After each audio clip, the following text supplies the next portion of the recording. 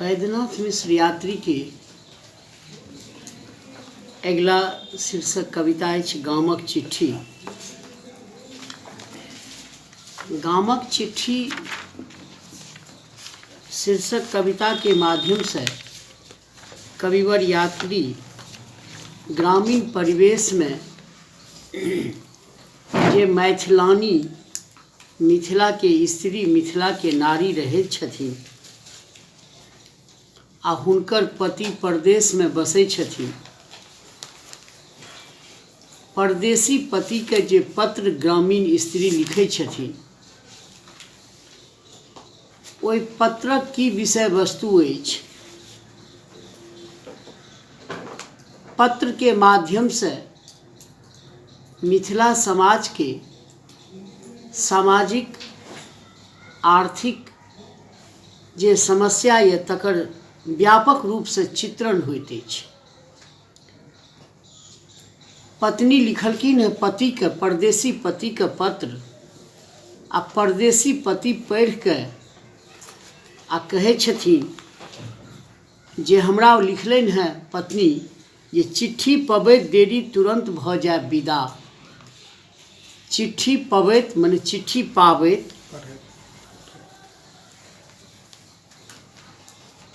चिट्ठी पढ़ौत देरी, वस्तुतः हेतै चिट्ठी पबैत देरी तुरंत भ जाय विदा।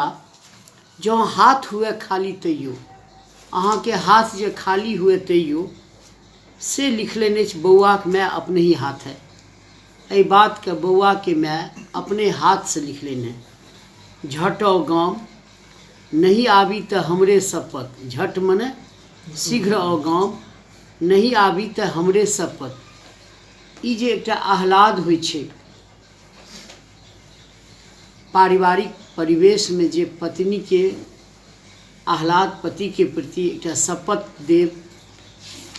झट आओ गाम नहीं आबी त हमरे शपथ। जो हुए एको रति स्नेह बेटा के लेल, बेटा के लेल जे कनेकोटा स्नेह हुए त अहाँ झट आबि जाओ, शीघ्र आबि जाओ।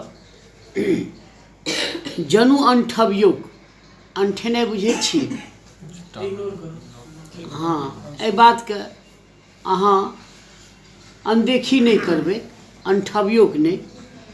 भ जाओ विदा चिट्ठी पबैत देरी, से लिखलनि अछि अपने हाथे बौआक माय। चिट्ठी पबैत देरी अहाँ तुरंत विदा भ जायब, ई लिखलनि अछि बौआक माय अपने हाथे। पछुएत दिस चुबैत छल पोरको, जनिते छी भनसाघरक चार। भनसाघर भेलै रसोई घर, किचन। ओकर जे पछुएत वाला चार छै, छोनी के घर जे खरहगर गाम ग्रामीण परिवेश में बनै छै, ओकर पछुएत वाला चार पोरके से चुबि रहल छै। चुबनाइ बुझै छियै? वर्षा जे होइ छै ओहि में जे पानि के चुबै छै, से अहाँ जानिते छी। पत्नी कहै छथिन पति के जे ई बात अहाँके बुझल यऽ जे भनसाघरक चार पछिले साल से चुबि रहल अछि। एहि बेर नहीं मानल जायत, एहि बेर नहीं मानल जायत। छरबही पड़त पुरनका खड़ उछेही। पुरनका जे खड़ के उछाहि के, उछाहि भेलै हटा के, उछेनाइ कहल जाइ छै हटा के। पुरनका खड़ के उछै के हटा के आ ओहि पर नवका खड़ दिए पड़त। बाती पुरान, बाती मने बत्ती पुरान, में जे बत्ती रहै छै बाँस के, से पुरान। बन्हन सेहो सड़ि गेल अछि, ओकर जे डोरी छै बंधन सेहो सड़ि गेल अछि। सजमनिक लत्ती रहै लतरल, गोनहु कन्हाय बोका करिया सभक पैरे धांगल गेले अछि राति दिन। ई ग्रामीण परिवेश के जे एकटा नाम होइत अछि गाम में, गोनहु कन्हाय बौका करिया, ई गामे में एहन सुंदर सुंदर नाम अहाँके भेटत। नाम में अहाँके गाम के सुगंध भेटत, नाम में अहाँके गाम के स्वाद भेटत। कतौ सोफिकेटेड नेम जे होइ छै, एकटा जे खूब साहित्य से साहित्यिक शब्दावली में जे नामकरण के सजाओल जाइ छै, तेहन नाम नहि। जे मुँह में एलै से नाम राखल जाइ छै। तऽ गोनहु कन्हाय बौका करिया पैर के से धांगल गेलै। धांगनाइ बुझै जेबै, बेर बेर जे कोनो चीज पर अहाँ जा रहल छी, पैर दऽ रहल छियै, तकरा कहल जाइ छै धांगल गेलै। खरहक घर, छौनीवला घर, आ ओहि छौनीवला घर पर जे बेर बेर चढ़तै केओ तऽ खढ़ टूटै छै। ओ तऽ छतके मकान छियै ने। वएह प्रसङ्ग छै एहिठाम जे सजमनिके जे लत्ती रहै लतरल आ सजमनि खूब फड़ितो रहै, तऽ सजमनि तोड़ैके लिए, सजमनि भेलै जकरा एखन अपनासभ शहरमे कद्दू कहै छियै, बेर बेर तोड़ै लए चढ़ैत रहिए तऽ पैरसँ धांगल गेलै। फड़ितो रहै सरिपह कतेक आ खूब फड़ैत रहै। सरिपह मने सहज रूपमे ओ खूब फड़ितो रहै। खेलक अछि भरि टोलक लोक, भरि टोलके लोक ओ सजमनि खेलक अछि। दुधी सजमनि, बतिया सजमनि। दुधी सजमनि मने ओहि सजमनिके जे रङ्ग रहै से दूध सनक, मने उजरा, कने उज्जर जे रहत ओकरा दुधी सजमनि कहता। बतिया मने छोट छोट खीचा सजमनि। से एहि बेर अति आवश्यक अछि घर छरायब, ई लिखलनि अछि बौआके माय। तैँ एहिबेर अति आवश्यक यऽ ओहि घरके छरायब, ई बात लिखलनि हेँ बौआके माय। बौआ तकै अछि बाट सदाय, बाबू बाबू करिते रहै छै सदिखन। अहाँके जे बौआ यऽ, माय लिखै छै मने पत्नी, ओहि बौआके माय लिखै छै ओहि बौआके पिताके जे अहाँके जे बौआ यऽ से अहाँके बाट सदाय, सदाय मने भेलै हमेशा, हमेशा अहाँके बाट तकैए। आ बाबू बाबू ओ करैत रहैए, सदिखन ओ बाबू बाबू करैत रहैए, अहीँके नामके ओ जपैत रहैए। बिन बीटहु ओ चिट्ठी खातिर, दरवाजा दिस ताकय जाइत अछि डाक पियूनके अपनहिसँ। डाक पियून भेलै पोस्टमैन। आब बिन बीटहु, कनि एकर अर्थ बुझि लिअ।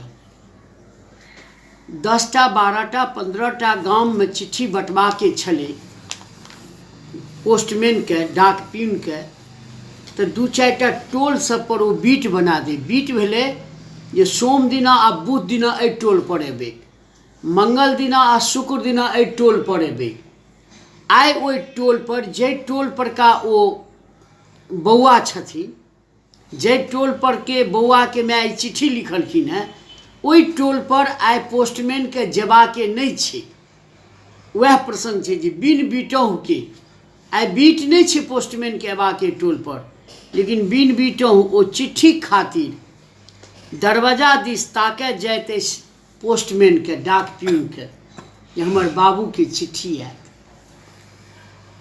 पबितहि लिफाफ बा पोस्टकार्ड, आ जहिना लिफाफ बा पोस्टकार्ड ओकरा भेटै छै, पबै छथिन, दौड़ल अबैत अछि आँगन दिस। ओ आँगन दिस दौड़ कऽ अबैत अछि। देहेर लग, देहेर बने भेलै गेट, मेन जे देहेर भेलै, देहेर लग नाचय लगैत अछि ओ हर्षसँ, आ देहेर लग ओ हर्षसँ, प्रसन्नतासँ नाचय लगैत अछि। हमल बाबू, हमल तिथि, हमल तिथि, हमल बाबू, जो नहि देबौ। ओकर जे स्वर लगै छै, बोल जे स्पष्ट रूपे उच्चरित नहि छै, तोतरा, हाँ, तोतराके जे बजै छै, वात्सल्यके जे स्वरूप होइ छै, वात्सल्यके जे अभिव्यक्ति होइ छै, वात्सल्यके जे संबोधन होइ छै, हमल बाबू, हमल तिथि, हमल तिथि, हमल बाबू, जो नहि देबो, हमल बाबू, हमल चिट्ठी, नाचय लगै छै हर्षे। एह धन्य रहू एतबे दिनमे ओ कोना बिसरना गेल। पत्नी कहै छथिन पतिके जे ओ कोनो जहन छोट पोस्टकार्ड वा लिफाफ ओ प्राप्त करैए तऽ ओ नाचय लगैए हर्षसँ, आ कहैए सबके आबि कऽ जे हमर बाबूके ई चिट्ठी यऽ, तोरा नहि देबौ। अहाँ एतबे कम दिनमे कोना ओकरा बिसरि गेलिए। देखियौ, एकटा भारतीय नारीके ई मने सौन्दर्य छियै, बातके रखबाके ई सुन्दरता छै जे अपन बात नहीं कह के बाबू बौआ के बात कह के आ ग्रामीण गाम के प्रति परिवार के प्रति एकटा आकर्षण एकटा अपनत्व जगेवा के प्रयास कयल जा रहल छै। कहै छै हमरा बिसरि गेलहुँ तऽ कोनो बात नहीं, मुदा अहाँ के जो बच्चा अछि जे अहाँ के प्रति एतेक ओकरा समर्पित भऽ रही छै, अहाँ के प्रति एतेक लगाव छै, प्रेम छै, स्नेह छै, ओकरा कोना बिसरि गेलियै अहाँ।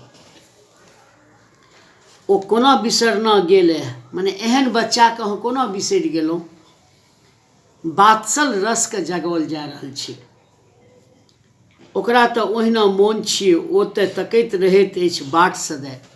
अहाँ ओकरा ओहिना मोन छियै सदै, मने हमेशा सदिकाल अहाँ के बाट ओ तकैए। बाबू बाबू करते रहैए ओ सदिखन। आ एहि साल की मुंडन नहीं करबै ओकर, एहि साल ओकर मुंडन नहीं करबै। ई चैत थिके, जेठे से चारिम चढ़ि जेतै। ई चैत छियै आ जेठ महीना से चारिम चढ़ि जेतै। तकवा के कोनो नीक दिन नहीं, बेसी तऽ खाली पातरियो दऽ दियनि भगवती के। कोनो नीक दिन तकवा के ओकरा मुंडन करवा दियौ। मुंडन भेलै पहिल केश जे कटै छै, आ नहीं बेसी तऽ पातरियो दऽ दियौन। पातरि बुझै छी, खीर बना कऽ भगवती के जे चढ़ाओल जाइ छै तकरे पातरि कहै छै। दूटा छागर छनि कोबला से ताबत रहून। दूटा जे छागर कोबला छै जे हे भगवती जखन बौआ के मुंडन हैत, मूड़न हैत तऽ दूटा छागर देल जायत बलि प्रदान में, से ताबत रहू। किया तऽ छागर के लेल पाइ नहीं ये एखन तऽ अभाव में छी, तऽ ओकरा छोड़ि देबै एखन। मात्र पातरि दऽ कऽ आ बौआ के मुंडन करा दियौ।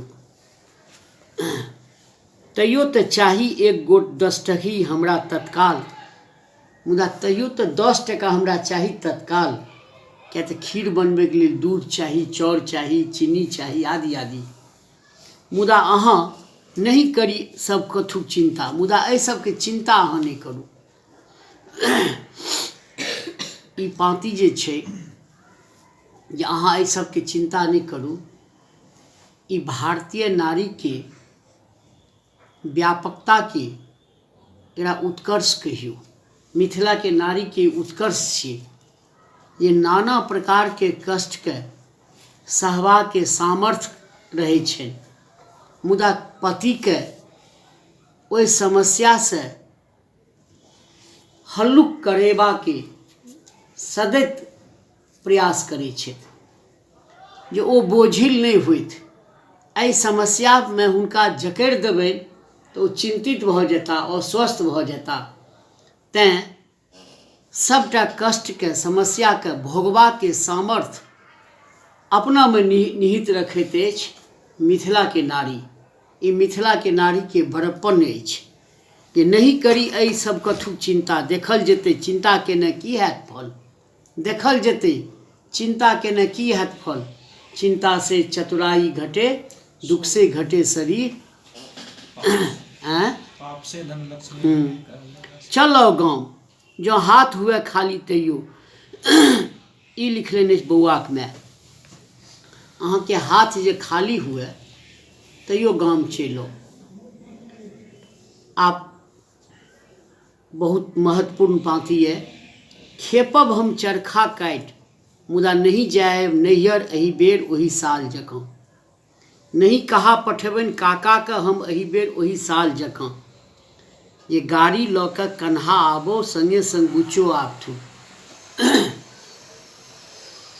जे नारी के ई पत्र अभिव्यक्ति अछि, अपन पत्र के माध्यम से पति के सब बात कहै छथिन। हिनकर नैहर श्री संपन्न छथि, धनाढ़ नैहर छै, परिपूर्ण छथिन।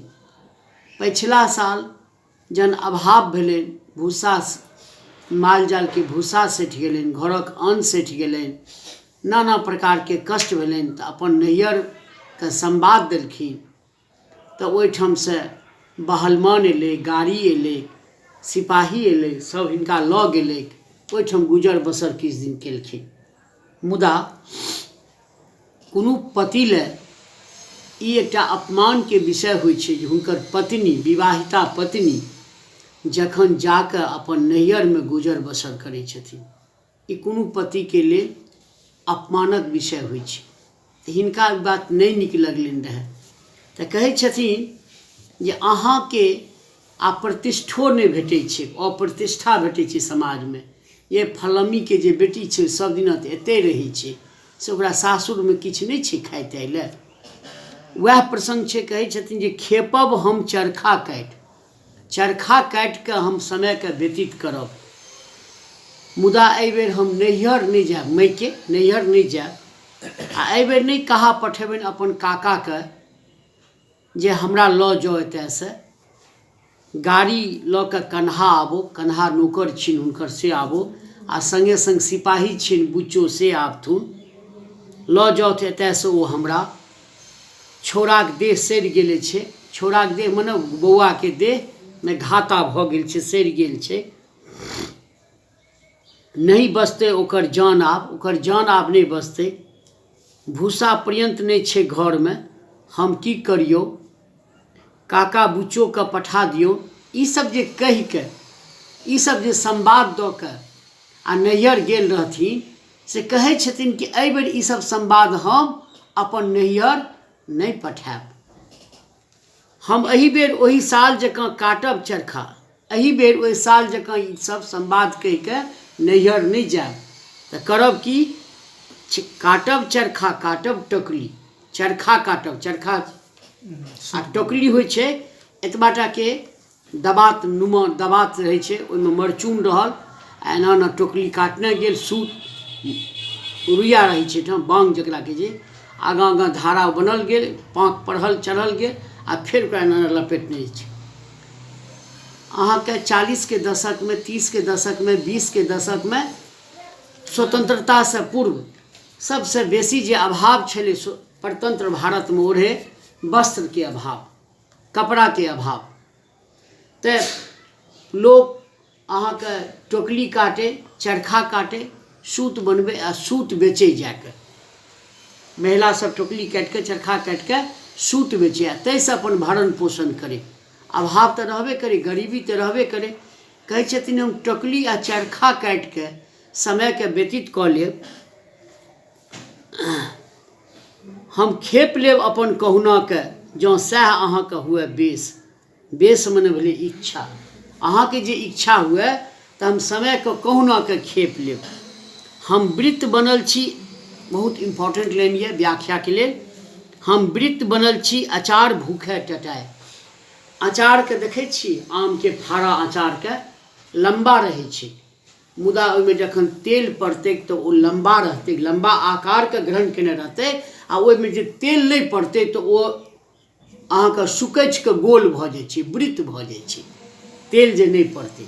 सएह कहै छथिन जे हम वृत्त बनल छी अचार भूखे टटाए, भूखसँ टटाके हम वृत्त बनल छी, नहीं कहब किछु, मुदा तैयो हम अहाँके किछु नहीं कहब, हम अलट बिलट नहीं किछु बाजब, अलट बिलट मने उल्टा पुल्टा किछु नहीं बाजब, चलो गाम, चलो गाम, जँ हाथ हुए खाली तैयो नहीं आबी तऽ हमरे शपथ।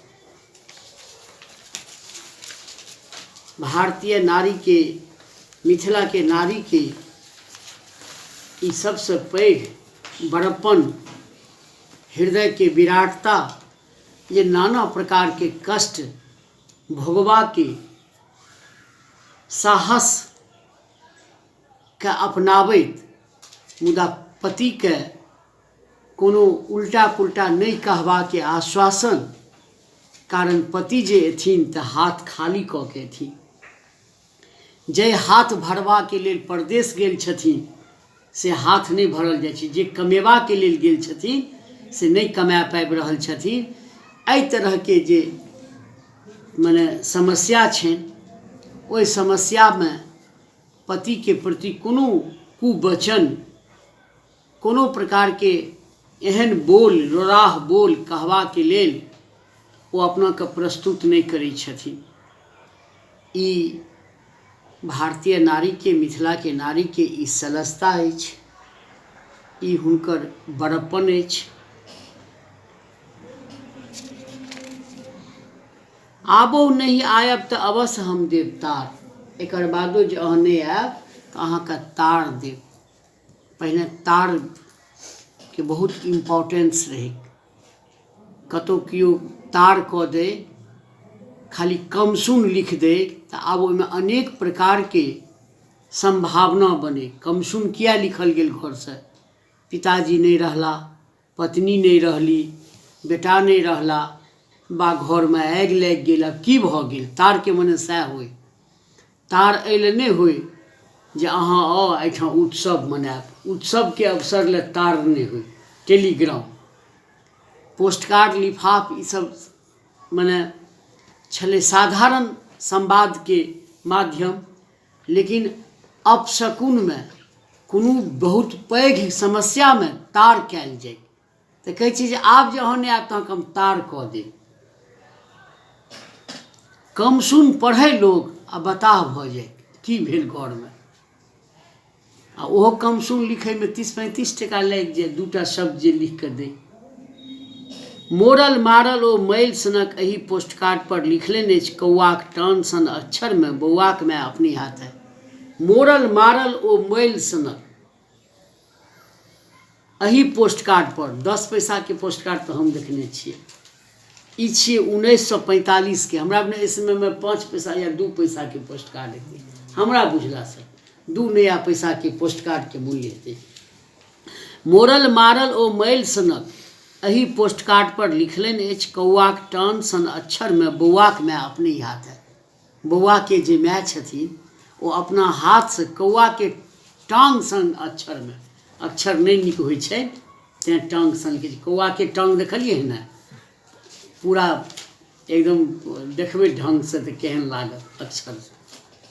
कहबाक अभिप्राय जे गामक चिट्ठी शीर्षक कविता में गामक परिवेश, ग्रामीण परिवेश, सामाजिक परिवेश, पारिवारिक परिवेश, दाम्पत्य जीवनक सुगंध, नारी के त्याग, नारी के नाना प्रकार के कष्ट सहवा के सामर्थ्य, पति के प्रति असीम भक्ति, पति के प्रति असीम भक्ति, परिवार के चलेबाक लेल कटिबद्धता, पुत्र के प्रति वात्सल, एहि समस्त बात के समेट के आ कविवर यात्री गामक चिट्ठी लिखलनि हैं।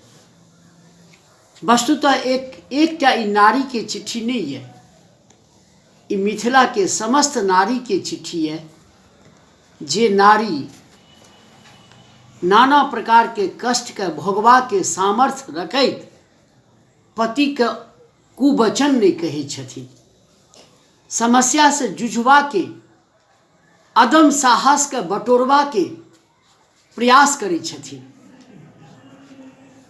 ई पत्र गामक चिट्ठी, ई चिट्ठी कोनो एक नारी के नहीं अछि, अर्थात मिथिला में बसे वाली रहे वाली हजारक नारी के चिट्ठी है। किछ नारी चिट्ठी लिखै छथिन, किछ नहीं लिखै छथिन, मुदा जो लिखथिन तो एहने लिखथिन। एहि तरह के भाव निहित ये चिट्ठी में। वस्तुतः एहि चिट्ठी के माध्यम से नारी के जे व्यापक मनोभाव अछि, जे पति के प्रति एकटा निष्ठा, श्रद्धा आ प्रेम के भाव अछि, नाना प्रकार के समस्या के सहवाक आ भोगवाक जे सामर्थ्य तकर एहिमे चित्रण भेल अछि।